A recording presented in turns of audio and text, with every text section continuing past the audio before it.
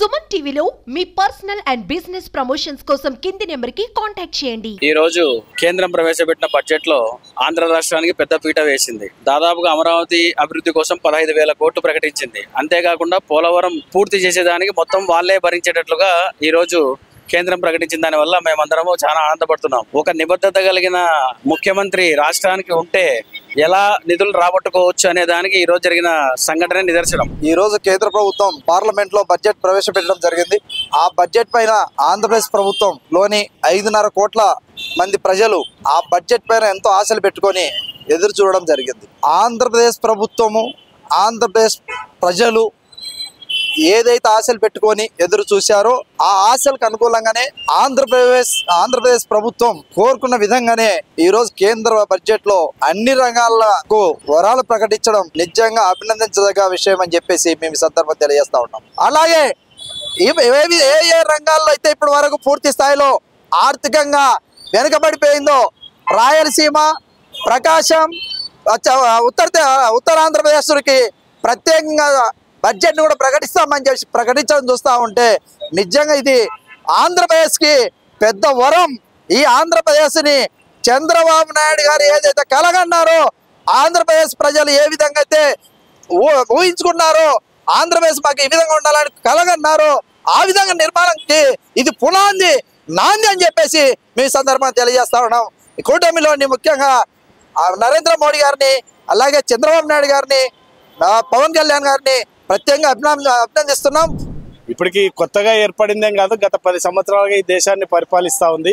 ఆంధ్రప్రదేశ్ విడిపోయిన తర్వాత పూర్తిగా వివక్షకు గురవుతున్నటువంటి పరిస్థితుల్లో ప్రతి సంవత్సరం కూడా కేంద్రం ప్రభుత్వం ప్రవేశపెట్టినటువంటి బడ్జెట్ రేపు ఎల్లుండో పెడతారనగా అనేక రకాల ఆశలు, డిమాండ్లు ప్రజల్లో వెల్లుబుకినప్పటికీ బడ్జెట్ లో మాత్రం పూర్తిగా ఆంధ్రప్రదేశ్ కి పోలవరం గానీ, ప్రత్యేక రాయలసీమ, ఉత్తరాంధ్ర ప్యాకేజీకి సంబంధించి గానీ, ప్రత్యేక హోదాకు సంబంధించిన నిధులు గానీ, ఇవన్నీ కూడా టోటల్ గా ఏదో నామినల్ గా మిగతా రాష్ట్రాలకు ఏ విధంగా అయితే ఇచ్చారో ఈ రాష్ట్రానికి కూడా అదే విధంగా ఇచ్చారు. అమరావతికి ఒక ఆశించదగ్గ స్థాయిలో నిధులు కేటాయించారు తప్ప మిగతావన్నీ కూడా టోటల్ గా ఈ రాష్ట్రంలో కూడా డబుల్ ఇంజన్ సర్కార్ అని చెప్పుకుంటే ఎన్డీఏ ప్రభుత్వం అధికారంలో ఉంది.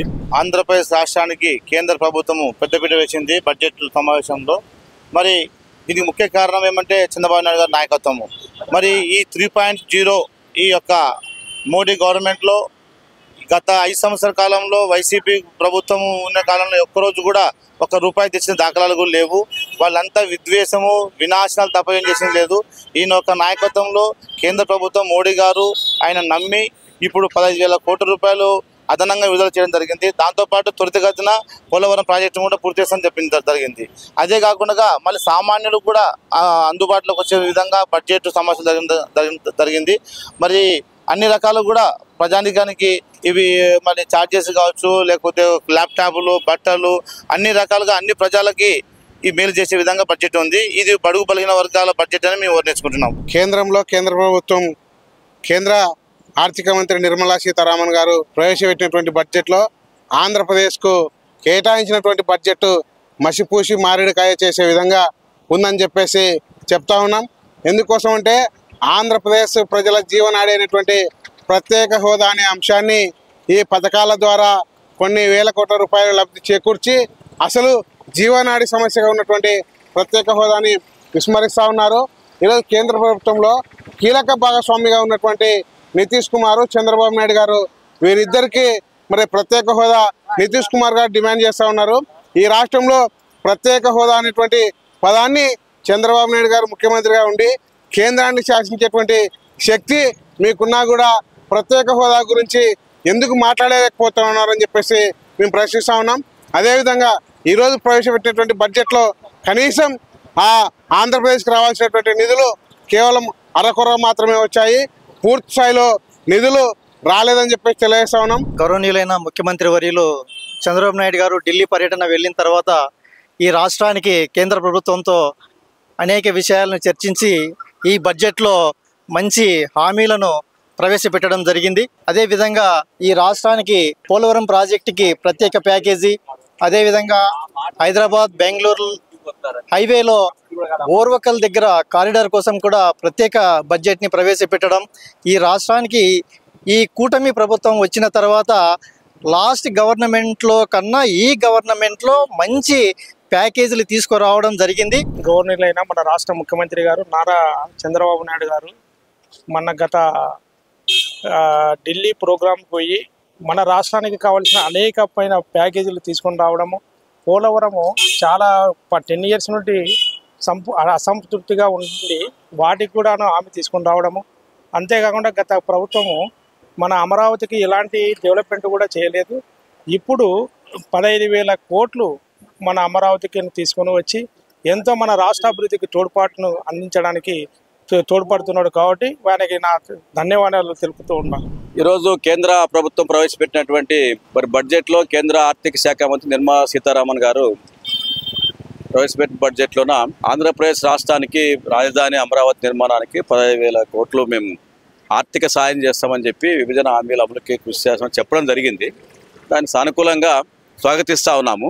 కానీ అదే టైంలోన వెనుకబడిన రాయలసీమ, ఉత్తరాంధ్ర ఈ ప్రాంతాలకు సంబంధించి ప్రత్యేక ప్యాకేజీ కింద నిధులు కేటాయింపులకు సంబంధించి కేటాయింపులు ఏం చేస్తారు, ఎంత కేటాయిస్తారనే దాని మీద స్పష్టత కొరబడిందని చెప్పి భావిస్తా ఉన్నాము. ఈరోజు కేంద్ర ఆర్థిక శాఖ మంత్రి నిర్మలా సీతారామన్ గారు కేంద్ర ఆర్థిక బడ్జెట్ ప్రవేశపెట్టడం జరిగింది.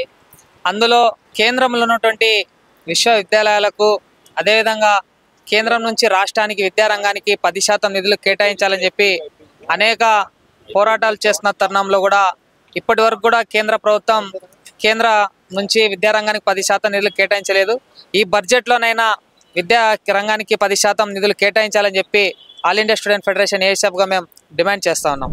మరి ఈరోజు కేంద్ర ప్రభుత్వం ప్రవేశపెట్టినటువంటి బడ్జెట్లోన రాష్ట్ర ప్రభుత్వానికి పోలవరానికి అయితేనేమి, రాయలసీమ, ఉత్తరాంధ్ర ప్రత్యేక ప్యాకేజీలకు అయితేనేమి చెప్పినటువంటి విషయం నిజంగా సంతోషించదగ్గ విషయం.